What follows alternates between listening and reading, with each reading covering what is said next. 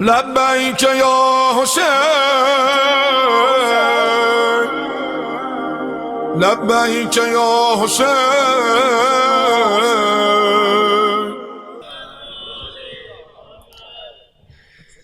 الحمدللہ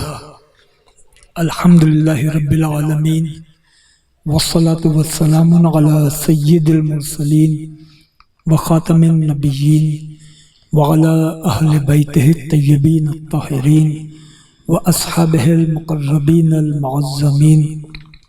قال اللہ تعالی فی القرآن العظیم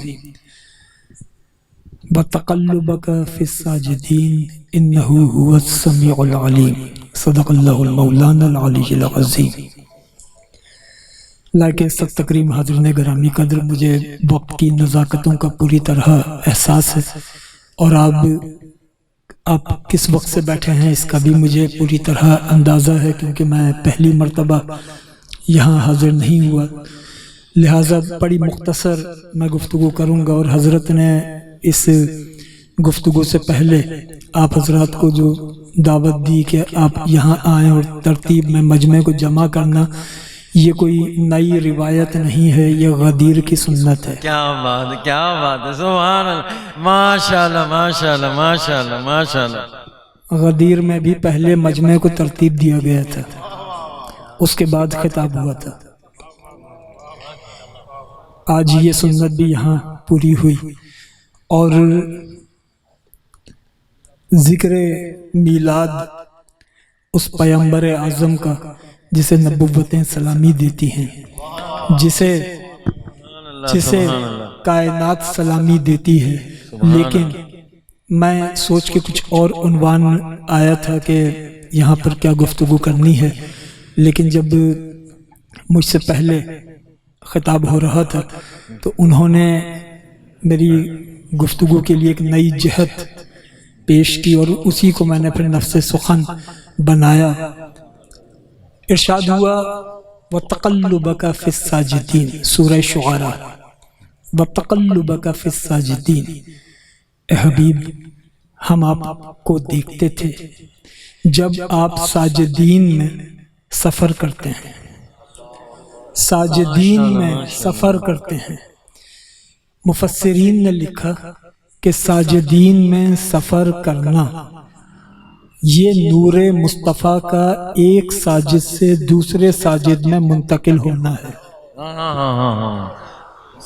اول نور مصطفیٰ خلق ہوا، اول نور مصطفیٰ خلق ہوا، لیکن مصطفیٰ کریم نے کبھی نہیں کہا یہ صرف میرا نور تھا. ماشاءاللہ سبحان اللہ. فرمایا انا وعلی من نور واحد، میں اور علی ایک نور سے ہیں. سبحان اللہ سبحان. ایک نور تھا، اسی میں نور نبوت تھا، اسی میں نور ولایت تھا. ماشاءاللہ ماشاءاللہ. پشت آدم میں نور رکھا گیا، آدم علیہ السلام سے نسلاً بعد نسلیں وہ نور چلتا رہا. اس نور کی جلوہ گری تاریخ گواہ ہے کہ آدم علیہ السلام کی توبہ قبول نہیں ہو رہی، اس نور کے صدقے توبہ قبول ہو گئی. نوح علیہ السلام کی کشتی بھنور میں پھنس گئی، کنارہ مل گیا. ابراہیم علیہ السلام کے لیے آگ جلا دی گئی، آگ گلو گلزار ہو گئی. اس نور کی معجز نمائیاں تاریخ میں محفوظ ہیں، تاریخ میں محفوظ ہیں. مولانا نور الدین عبد الرحمن جامی نے کہا تھا گر نام محمد رانیا ورد شفیع آدم، نہ آدم یافتے توبہ نہ نوح از غرق نجینا. اس نور کی جلوہ گری وہ تو تاریخ میں تاریخ اس پر گواہ ہے، لیکن وہ نور تنہا نور مصطفیٰ تو نہ تھا، اس میں نور مرتضیٰ بھی تھا. تو نور مصطفیٰ وہ نبیوں کی مدد کرتا تھا، نبیوں کی دستگیری کرتا تھا، تو نور مرتضیٰ کیا کرتا تھا؟ مقدس ہستیوں میں نور مصطفیٰ بھی ہے، نور مرتضیٰ بھی ہے. نور مرتضیٰ کیا کرتا تھا؟ اب میں یہاں پر مکتبہ جعفریہ کی کتب کی بات نہیں کر رہا، میں اہل سنت کی بات کر رہا ہوں. ملا علی قاری رحمۃ اللہ علیہ ان کی کتاب المسلول، اور اس میں ملا علی قاری رحمۃ اللہ علیہ نے لکھا، اور جو میں اب استدلال کر رہا ہوں یہ حوالہ مولانا احمد رضا خان بریلوی نے اپنی کتاب فتاوی رضویہ میں المسلول سے لے کر بھی اپنے اس موقف کے حق میں بیان کیا جو اب میں پیش کر رہا ہوں۔ ملا علی قاری نے لکھا کہ انبیاء کی دستگیری نور نبوت کرتا تھا، اور ہر نبی کی امت میں اولیاء نور علی بناتا تھا۔ کیا بات ہے، سبحان ہر اللہ، نبی سبحان کی اللہ۔ امت میں جتنے ولی بنے وہ سارے علی نے بنائے۔ کیا بات ہے، سبحان اللہ سبحان اللہ سبحان اللہ۔ پھر بھی کہتے ہیں بچوں میں سب سے پہلے ایمان لائے۔ اس سادگی پہ کون نہ مر جائے خدا۔ تمام نبیوں کی دستگیری مصطفیٰ نے کی، ہر نبی کی امت کے ولی کی دستگیری مرتضیٰ نے کی، کیا بات ہے، سبحان اللہ۔ مرتضیٰ نے کی۔ پشت آدم میں نور مصطفیٰ و مرتضیٰ رکھا گیا۔ اب یہ نور چلا آدم سے شیش میں آیا، اس لیے کہ یہ تو خاص اس محفل کا عنوان ہے، نور مصطفیٰ کی جلوہ گری۔ آدم سے نور چلا، شیش میں آیا، نوش میں آیا، فینان میں آیا، محلائل میں آیا، یارب میں آیا، نوح علیہ السلام تک پہنچ گیا۔ پھر نوح علیہ السلام سے مدتوں یہ نور نسلوں میں سفر کرتا رہا، حضرت تارخ تک پہنچا۔ تارخ سے حضرت ابراہیم علیہ السلام میں آیا۔ ابراہیم علیہ السلام کے دو شہزادے، دونوں نبی، نور اسماعیل علیہ السلام میں منتقل ہوا۔ اب حضرت اسماعیل سے یہ نور چلا، قیزار میں آیا، حمل میں آیا، یسغ میں آیا، اود میں آیا، عد میں آیا، عدنان تک پہنچا۔ عدنان سے معد میں آیا، معد سے نزار میں آیا، نزار سے مدر میں آیا، مدر سے الیاس میں آیا، الیاس سے مدرکہ میں آیا، مدرکہ سے خزیمہ میں آیا، خزیمہ سے کنانہ میں آیا، کنانہ سے مالک میں آیا، مالک سے فہر میں آیا، فہر سے غالب میں آیا، غالب سے لوئی میں آیا، لوئی سے قعب میں آیا، قعب سے مرہ میں آیا، مرہ سے قصی میں آیا، قصی سے کلاب میں آیا، کلاب سے عبد مناف میں آیا۔ ماشاءاللہ ماشاءاللہ ماشاءاللہ، سبحان اللہ۔ اللہم صلی علی محمد اللہ یا علی یا علی یا علی۔ عبد مناف میں آیا۔ اب عبد مناف تک تو میں بہت تیزی سے آ گیا، اب یہاں سے ذرا سا رفتار کو دھیما کر رہا بسم ہوں۔ اللہ۔ عبد مناف تک پہنچا۔ عبد مناف کے کئی بیٹے ہوئے، اس میں ایک بیٹا تھا عمر، انتہائی خوبصورت، نام تھا عمر بن عبد مناف۔ مکے میں قحط پڑا، لوگوں کے پاس کھانے کو نہیں تھا، پینے کو نہیں تھا۔ مکے میں قافلے بھی آتے تھے، اہل مکہ تو خود اپنے کھانے پینے کے لیے پریشان تھے، کیا کریں۔ عمر بن عبد مناف تاجر تھے، بین الاقوامی تجارت کرتے تھے۔ آپ نے بڑے بڑے دسترخوان لگائے، اور دسترخوان لگانے کے بعد اب عمر بن عبد مناف کی پشت میں ہے نور مصطفیٰ، یہ ذہن میں رکھیے گا۔ عمر بن عبد مناف نے بڑے بڑے دسترخوان لگائے۔ دسترخوان لگانے کے بعد اعلان کیا کہ لوگو آؤ میرے دسترخوان پر بیٹھو۔ اپنی ساری جمع پونجی دسترخوانوں پر لگائی، لوگوں کو کھلایا، اور عمر بن عبد مناف اتنی محبت سے دسترخوان لگاتے تھے کہ نوالا بنا کر لوگوں کے منہ میں ڈالتے تھے، اللہ اکبر اللہ اکبر۔ نوالا بنا کر منہ میں ڈالتے تھے۔ یہی وجہ ہے کہ اب انہیں کوئی عمر بن عبد مناف نہیں کہتا، دنیا ہاشم کہتی ہے، کیونکہ ہاشم کا مطلب ہوتا ہے نوالا بنا کر کھلانے والا۔ اللہ اکبر، ماشاءاللہ ماشاءاللہ ماشاءاللہ۔ بر محمد و آل محمد صلوات۔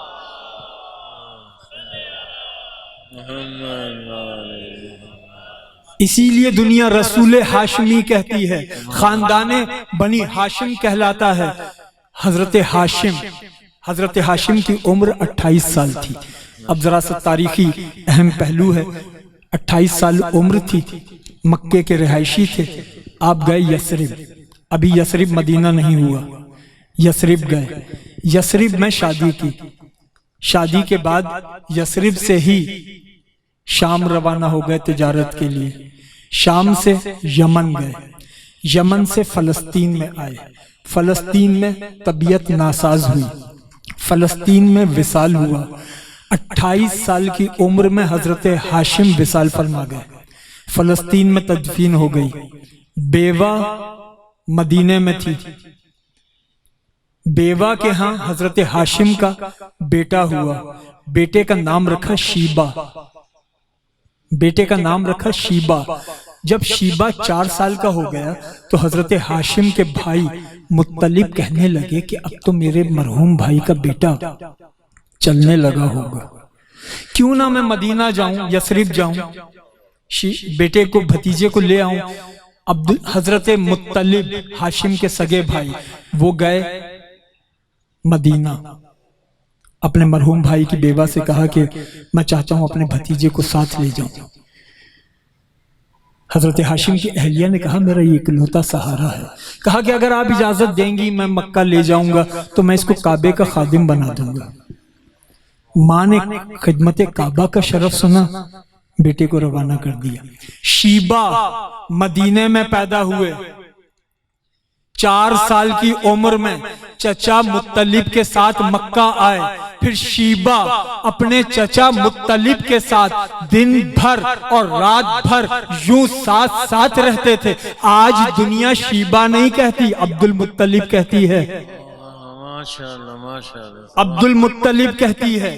اب عبد المطلب میں نور مصطفیٰ ہے، شیبہ میں نور مصطفیٰ ہے۔ عبد المطلب کے کئی بیٹے ہوئے، نور مصطفیٰ منتقل ہوا حضرت عبداللہ میں، عبداللہ جوان ہوئے۔ حضرت عبد المطلب نے سوچا کہ میں اپنے بیٹے کی شادی اپنے ننیال میں کروں گا، ننیال ہے مدینے میں، ننیال میں کروں گا۔ جوان بیٹے کو لے کے چلے، درمیان کی ساری روایتیں چھوڑ رہا ہوں۔ مدینہ پہنچے اور مدینہ پہنچ کے مدینے کی خواتین کو جمع کیا اور پوچھا کہ مدینے میں سب سے باوقار لڑکی کون سی ہے، سب سے باوقار، علم، فہم، حکمت، کردار کی بلندیوں پر کون ہے؟ تو اس میں کوئی اختلاف نہ ہوا۔ مدینے کی خواتین نے کہا اے عبد المطلب، پورے مدینے میں جو سب سے باوقار لڑکی ہے وہ وہب کی بیٹی ہے، نام آمنہ ہے، وہب کی بیٹی ہے، نام آمنہ ہے۔ اب رشتہ لے کر گئے، رشتہ ہوا، دلہن مدینے سے رخصت ہوئی، دلہا مکے کا ہے، دلہا مکے کا ہے، دلہن مدینے کی ہے۔ مدینہ سے رخصت ہوئی، حضرت آمنہ مکہ آئیں، مکہ آئیں۔ حضرت عبداللہ تجارت کے لیے روانہ ہوئے۔ حضرت عبداللہ شام میں آپ کی طبیعت ناساز ہوئی تھی، آپ وہاں سے مدینہ آئے اپنے سسرال میں، اور مدینے میں حضرت عبداللہ کا وصال ہوا، مدینے میں حضرت عبداللہ کی تدفین ہوئی، مدینے میں حضرت عبداللہ کی تدفین ہوئی۔ حضرت آمنہ مکے میں ہیں، کونین کا سردار شکم آمنہ میں، ماشاءاللہ ماشاءاللہ، یہ میلاد کا خاص مضمون ہے، سبحان اللہ، کونین کا سردار شکم آمنہ میں۔ پہلے خطاب میں قبلہ فرما رہے تھے کہ لوگ حضرت آمنہ کے ایمان پر سوال کرتے ہیں، حضرت آمنہ کی جنت اور جہنم طے کرتے ہیں۔ ارے بھائی اپنی جنت کی فکر کرو، کیا بات، کیا بات، اپنی جنت کی فکر سبحان کرو۔ اللہ سبحان اللہ، ماشاءاللہ ماشاءاللہ، متفقہ مسئلہ ہے امت مسلمہ کا۔ مفسرین نے لکھا کہ کچھ مخلوقات ایسی ہیں جو جنت میں جائیں گی انسانوں کے علاوہ، کچھ مخلوقات ہیں، وہ دمبا جو حضرت اسماعیل کے بدلے میں آیا تھا جنت میں جائے گا، صالح علیہ السلام کی اونٹنی جنت میں جائے گی، وہ چیونٹی جس کو سلیمان علیہ السلام نے ہتھیلی پر اٹھایا تھا جنت میں جائے گی، اصحاب کہف کا کتا جنت میں جائے گا، وہ مچھلی جس کے پیٹ میں یونس تھے۔ واہ واہ واہ واہ، سبحان اللہ، اب آپ عقلوں پر پڑے پردے دیکھیے، کیا بات، وہ مچھلی جس کے پیٹ میں یونس تھے وہ جنت میں جائے گی۔ ارے بھائی وہ مچھلی کیوں جنت میں جائے گی؟ تو فخر سے کہتے ہیں کوئی عام مچھلی تھوڑی ہے، اس کے پیٹ میں یونس تھے، اس کے پیٹ میں یونس تھے، تو جس مچھلی کے پیٹ میں یونس ہو وہ مچھلی جنت میں جائے گی، اور جس کے پیٹ میں فخر یونس ہو بر محمد و آل محمد صلوات،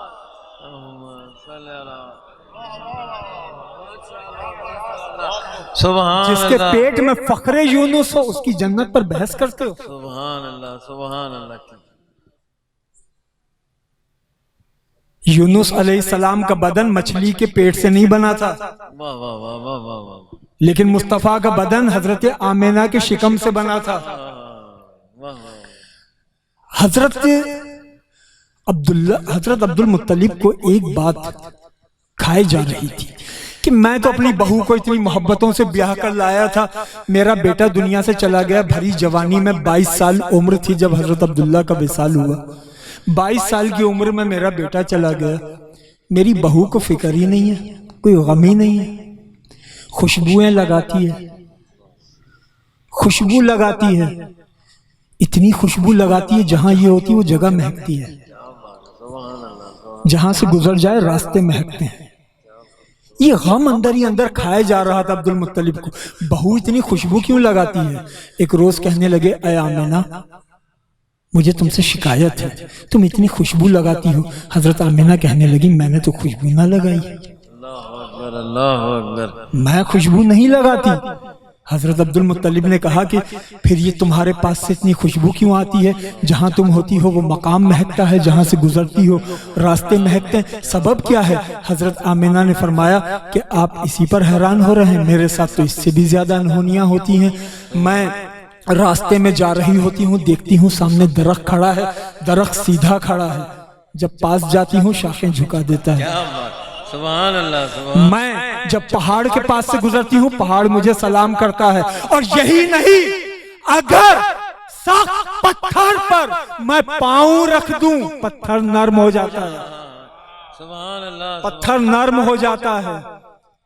مجھے معلوم نہیں ایسا کیوں ہوتا ہے، ماں کو تو سب سے پہلے معلوم ہوتا ہے، ماں کو تو سب سے پہلے معلوم ہوتا ہے۔ آمینہ فرماتی مجھے نہیں معلوم ایسا کیوں ہوتا ہے۔ ماں کو احساس ہوتا ہے بوجھ سے، اور شکم میں وہ تھا جو بوجھ اتارنے کے لیے تھا، کیا بات، سبحان اللہ سبحان اللہ، بوجھ اتارنے کے لیے تھا۔